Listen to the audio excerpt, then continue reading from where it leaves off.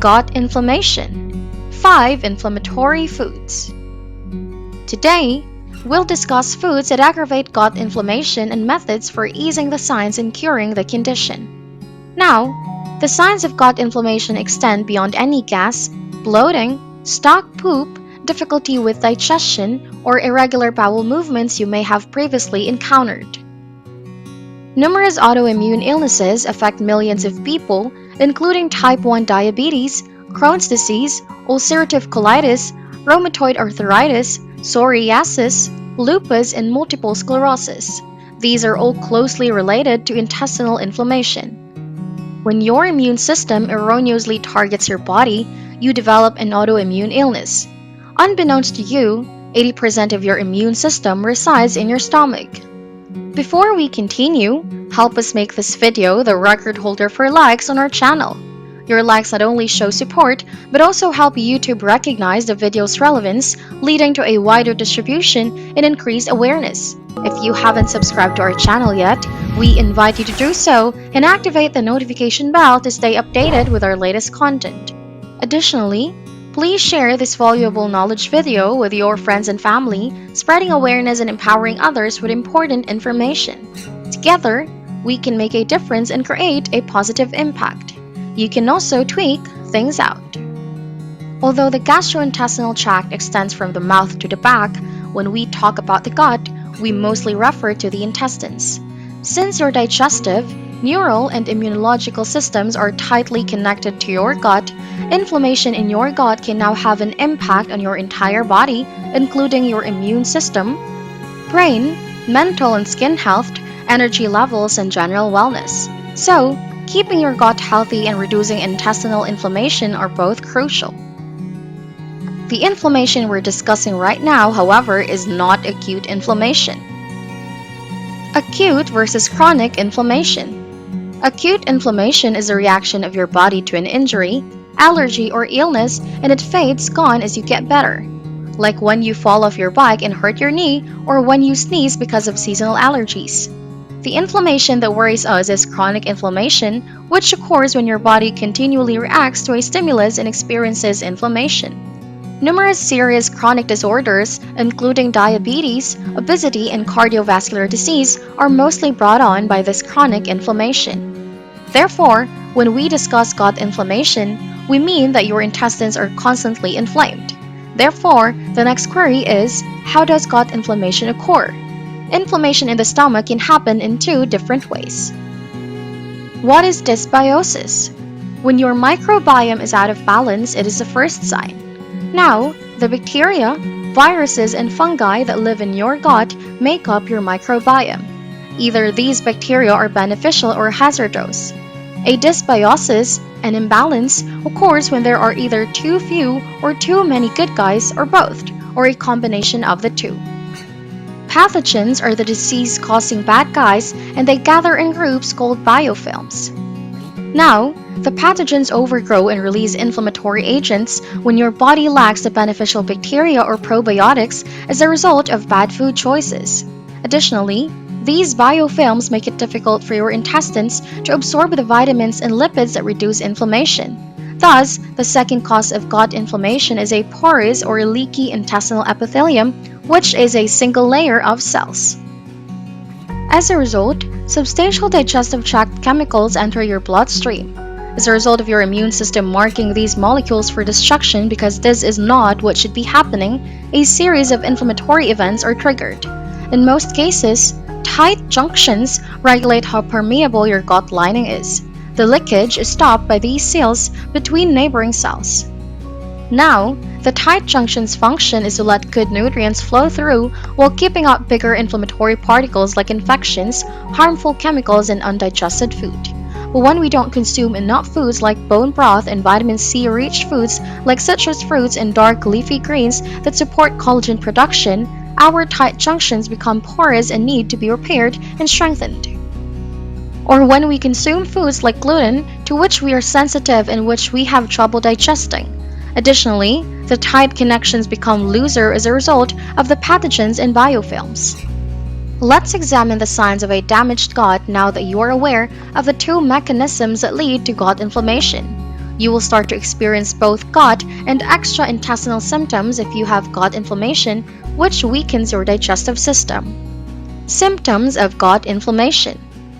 In addition to bloating, gas or excessive flatulence, acid reflux and heartburn, diarrhea or constipation, nausea, vomiting, abdominal pain or cramping, bloody or unusual stools, unintentional weight loss, sugar cravings, and weight gain, non-gut related symptoms can also include low energy and exhaustion, brain fog and mood difficulties, sleep issues and night sweats, headaches or migraines, skin conditions like dermatitis, psoriasis, or acne, hormonal disorders like PCOS, joint pain and issues, sniffles and mucus are just a few of the symptoms that can affect one's health.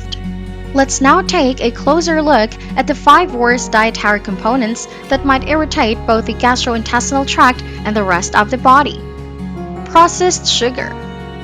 Processed sugar is a term that describes refined sugar, carbohydrates, and added sugar, such as high fructose corn syrup or HFCS.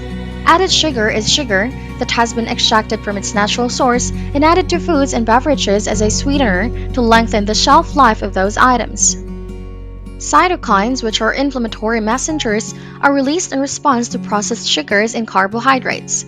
When sugary and starchy foods reach the intestines, they starve the good bacteria, which prefer low-sugar plant fibers and feed pathogens only. When there isn't enough fiber to feed the probiotics, sugar also weakens the intestinal barrier's barrier of defense.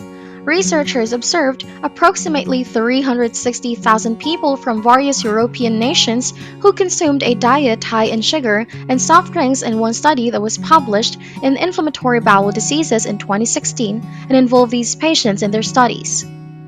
This eating behavior raised the likelihood of ulcerative colitis, according to the study.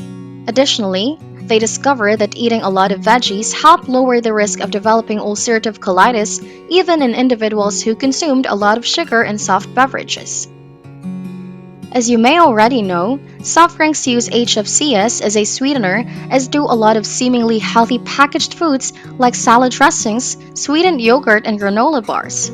Overconsumption of HFCS has been associated with sharp rises in inflammatory bowel disease, obesity, fatty liver, and type 2 diabetes over the past few decades. HFCS is an inflammatory food additive. Natural sugars found in healthy foods have not been linked to inflammation, while processed sweets have been shown to unleash a cytokine storm. Therefore, we must avoid or limit processed sugar if we want to control intestinal inflammation. Among them are refined sugar like white table sugar, cane sugar, and brown sugar. Foods with added sugars or fructose, including ice cream, chocolate bars, and sugar-sweetened drinks such as soda, fruit juice, and energy drinks. Artificial sweeteners with names like aspartame, sucralose, saccharin, and agave syrup. Instead, to sweeten your foods and drinks, use natural sugars from whole foods like yacon syrup, raw honey, raw dates, coconut crystals, and pure whole leaf stevia, not processed stevia extract. Let's now discuss the other kind of sugar that we need to reduce: refined carbohydrates. Refined carbs. These are refined grains which have undergone such extensive processing as to virtually completely eliminate the bran, fiber, and minerals. They easily convert to simple sugars, which quickly raise blood sugar and insulin levels and result in weight gain, insulin resistance, and diabetes. White bread, pizza dough, spaghetti, pastries, white flour, white rice, sugary desserts, and breakfast cereals are just a few of the inflammatory empty carbs that many of us yearn for. Eat the following forms of carbs to reduce intestinal inflammation in place of refined carbohydrates. Prebiotics are natural fibers like dandelion greens, garlic, onions, chicory root, artichokes, bananas, whole oats, and apples that nourish healthy bacteria. Fermented foods are rich in probiotics, such as yogurt without added sugar and kimchi, entire grains free of gluten, such as quinoa, buckwheat, millet, and brown and wild rice. These complex carbohydrates aid in a slower rise in blood sugar levels. Complex carbs that are high in nutrients, such as fruits, starchy vegetables like potato, and legumes that are high in fiber. Gluten. Even if you do not have celiac disease, gluten sensitivity, or inflammatory bowel disease, you might want to think about cutting back on your intake of wheat.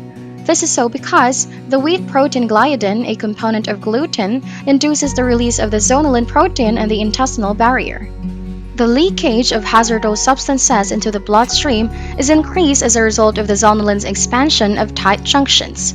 Thus, consuming gluten may contribute to a persistent condition of low-grade inflammation. According to a 2006 study that appeared in the Scandinavian Journal of Gastroenterology, gluten makes the intestinal lining more permeable for everyone, but notably for celiac patients. The most typical gluten-containing grains are wheat, rye, and barley. Ultra-processed foods.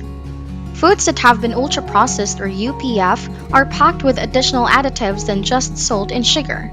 To extend the shelf life, stability, and flavor of the products, they also contain artificial colors, hydrogenated fats, preservatives, and additives. UPF is a concept coined by Brazilian researchers who defined it as industrial formulations with 5 or more ingredients.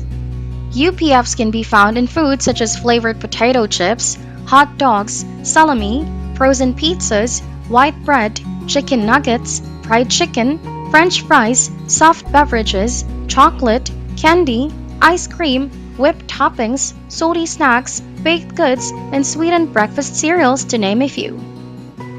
These heavily altered diets undermine the gut barrier and disturb the bacteria in the gut. UPF accounts for 58% of the calories consumed in the United States and approximately 90% of the energy from added sugars, according to a study published in the BMJ. According to studies, consuming more UPF considerably raises your chance of developing inflammatory bowel illness. Additionally, because processed meats promote intestinal inflammation, they have been linked to an increased risk of colon cancer. To encourage healthy gut bacteria, stay away from UPF and consume anti-inflammatory natural foods like garlic and ginger, which also have antibacterial properties. The following 2 components are frequently present in UPF. Vegetable oils.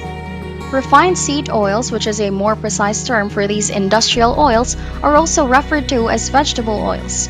They are frequently employed in restaurant cooking and to increase the shelf life of packaged foods. Canola, corn, cottonseed, soybean, sunflower, safflower, grapeseed, and rice bran are among the processed oils in this list. They now clog your arteries and are really terrible for your digestive system. This is due to the fact that they have large concentrations of polyunsaturated omega-6 fatty acids, which are rapidly oxidized by heat and light and result in abnormal molecules. These substances irritate the lining of your stomach and trigger inflammation, which results in a leaky gut. The issue is that most people consume significantly more pro-inflammatory omega-6 than omega-3. Healthy fats like avocado oil, macadamia oil, coconut oil, grass-fed butter, and extra virgin olive oil should be substituted for vegetable oils to reduce intestinal inflammation. Trans fats. Vegetable oils also include synthetic trans fats. They are frequently identified on food labels as partly hydrogenated oils. These are created when hydrogen is added to vegetable oil, causing the oil to solidify at room temperature. Artificial trans fats are still present in some foods despite the FDA's 2018 ban on them in the United States. These include non-dairy coffee creamers, microwave popcorn, margarine, and vegetable shortening, which is used to make soft, flaky cakes and pastries. The best vitamins for a leaky gut are zinc, carnosine, L-glutamine, as well as aloe vera and ginger. We are not doctors, and as always, this video is intended for educational purposes only. If you enjoyed watching Vital Health TV and learned something from this video, please hit the like button and subscribe to our channel for more videos like this. Thanks for watching!